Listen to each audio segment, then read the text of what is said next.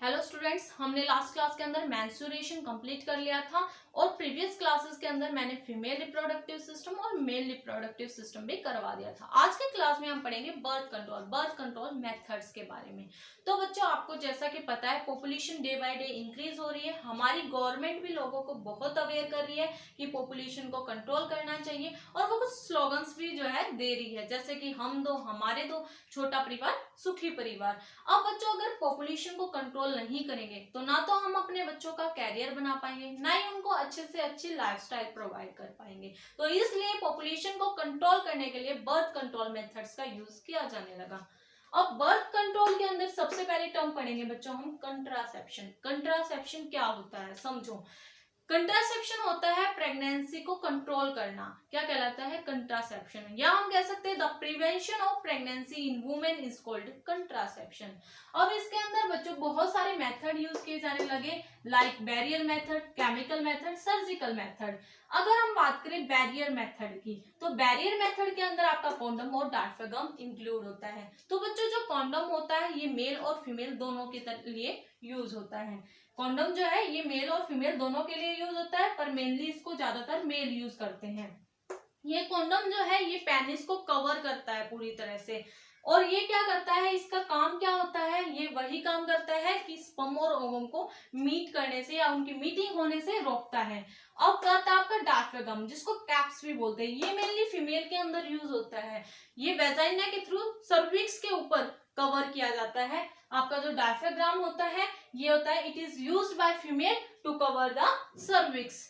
अब इसके बाद अगर हम बात करें इनके यूज की, तो कॉन्डम और डायफ्राग्राम की अगर मैं बात करूं तो ये स्पर्म और ओवम की मीटिंग होने से रोकता है। अगर इनकी मीटिंग होगी तो फर्टिलाइजेशन होगा। बट अगर हम कॉन्डम और डायफ्राग्राम को बच्चों यूज करते हैं, जो मेल और फीमेल जो यूज करते हैं इनको, वो क्या करते हैं, स्पर्म और ओवम की मीटिंग को रोकने के लिए यूज करते हैं। अब वो उनकी मीटिंग रुकेगी तो फर्टिलाइजेशन नहीं होगा, और फर्टिलाइजेशन नहीं होगा तो जो वोमेन है वो प्रेग्नेंट नहीं होगी, यानी कि जो है ये प्रिवेंट करके रखते हैं प्रेगनेंसी को। समझ आ गया? ये क्या है? Barrier method. अब कॉन्डम का मेनली यूज कहाँ होता है? It protect a person from STD, that is sexual transmitted disease से ये जो है प्रोटेक्ट करके रखते हैं, जैसे कि गोनोरिया हो गई, सिफिलिस हो गई और एड्स हो गई। ये सारे बच्चों क्या है? सेक्सुअल ट्रांसमिटेड डिजीज है। इनसे प्रोटेक्ट करने का काम भी क्या करता है आपका कॉन्डम। तो समझ आया? बैरियर मेथड, कॉन्डम और डायफ्राग्राम। कॉन्डम मेनली मेल्स में यूज होता है, डायफ्राग्राम मेनली फीमेल्स यूज करती हैं। अब जो मेल है वो पेनिस के ऊपर कवर करते हैं, और जो फीमेल होती है वो सर्विक्स के ऊपर कवर करती है इस चीज को, ताकि स्पर्म और ओवम की मीटिंग ना हो पाए। ओके। अब बच्चों हमारे नेक्स्ट मेथड आता है केमिकल मेथड। तो केमिकल मेथड के अंदर सबसे पहली बात जो है वो क्या है, पिल्स इंक्लूड होती है। और पिल्स जो है ये दो टाइप की होती है, ओरल पिल्स और वेजाइनल पिल्स। तो सबसे पहले ओरल पिल्स की अगर मैं बात करूं बच्चों, तो ओरल पिल्स जो होते हैं ये बहुत ज्यादा हार्मोन कंटेन करती है। इसका काम क्या होता है, ये ओवेरी से ओवम को रिलीज होने से रोकती है इनटू द ओविडक्ट या फैलोपियन ट्यूब के अंदर। हम कह सकते हैं the oral pill contain hormone which stop the ovaries from the releasing hormone into oviduct. अगर मैं बात करूं, ये जो मेथड है वो बहुत ज्यादा इफेक्टिव मेथड है। ये हार्मोनल बैलेंस को चेंज करता है बॉडी के अंदर, फीमेल बॉडी के अंदर, ताकि जो है ओवम रिलीज ना हो पाए। अब दूसरा आता है आपका वेजाइनल पिल्स। वेजाइनल पिल्स क्या करता है, ये बहुत ज्यादा केमिकल्स कंटेन करता है ताकि ये स्पर्म को किल कर दे। यानी कि अब जैसे ही स्पर्म आएगा, अगर मैं वेजाइनल पिल्स की बात करूं, स्पर्म आएगा तो ये इतने ज्यादा केमिकल्स कंटेन करके रखता है, ये स्पर्म को वहीं किल कर देता है, जिससे फर्टिलाइजेशन नहीं हो पाती। और अगर मैं ओरल पिल्स की बच्चों बात करूं, तो ये ओवम को ही रिलीज होने से रोकता है, यानी स्पर्म बेशक से अंदर आ जाए, जब ओवम ही नहीं मिलेगा उसको तो कहां से फर्टिलाइजेशन होगी। तो इट मीन्स बच्चों यहाँ ये फर्टिलाइजेशन स्टॉप होती है, यानी कि जो प्रेगनेंसी है वो कंट्रोल होती है।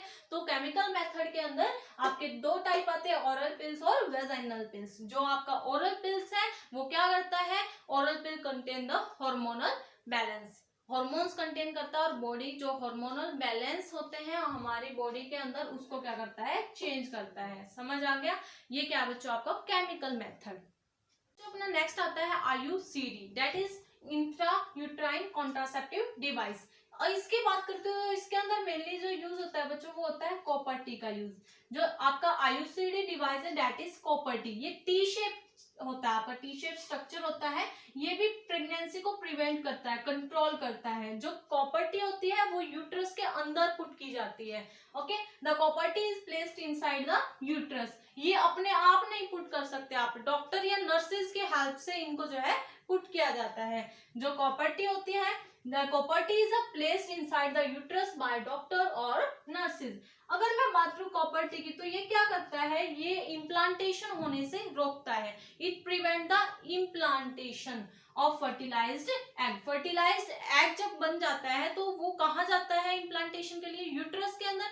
बट ये यूट्रस के अंदर कॉपर टी को लगाया जाता है ताकि जो है इम्प्लांटेशन होने से रुक जाए और फिर जो प्रेगनेंसी है वो ना हो पाए। और अगर इसके साथ साथ बोले तो ये अनवांटेड प्रेगनेंसी को भी रोक के रखता है, अवॉइड करता है बच्चों ये अनवांटेड प्रेगनेंसी को भी। तो मैंने बताया IUCD that is intra uterine contraceptive device.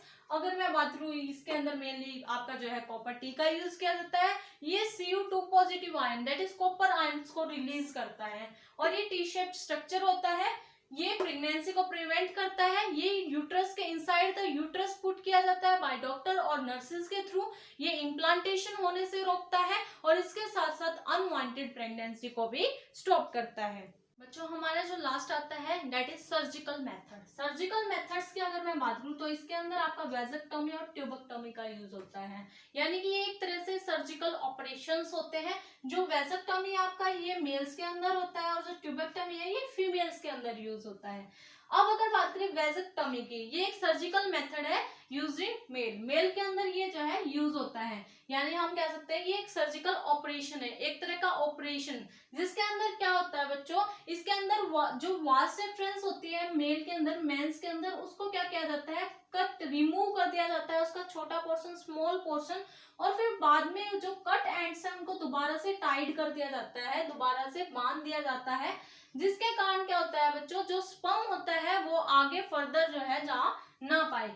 तो ये जो है आपका वैसेक्टोमी मेथड है। किसके अंदर होता है ये यूज, मेल्स के अंदर। इसके अंदर सर्जिकल ऑपरेशन होता है। सर्जिकल ऑपरेशन के थ्रू वासा डिफरेंशिया को रिमूव किया जाता है। उसका एक स्मॉल पोर्शन, हम कहते हैं स्मॉल पोर्शन रिमूव किया जाता है। फिर उसके जो कट एंड्स है उनको दोबारा से प्रॉपर्ली टाइट कर दिया जाता है। तो ये एक तरह का ऑपरेशन किसके अंदर होता है, मेल्स के अंदर, दैट इज वैसेक्टोमी। अब इसके बाद बात करते हैं हम ट्यूबेक्टोमी की। ट्यूबेक्टोमी फीमेल्स के अंदर होता है। इसके अंदर क्या होगा बच्चों, इसके अंदर भी वही सर्जिकल ऑपरेशन के थ्रू एक स्मॉल पोर्शन जो है ओविडक्ट का वो रिमूव किया जाएगा। ये आपका मान लो यहाँ ऐसा कुछ स्ट्रक्चर था फीमेल रिप्रोडक्टिव सिस्टम के अंदर।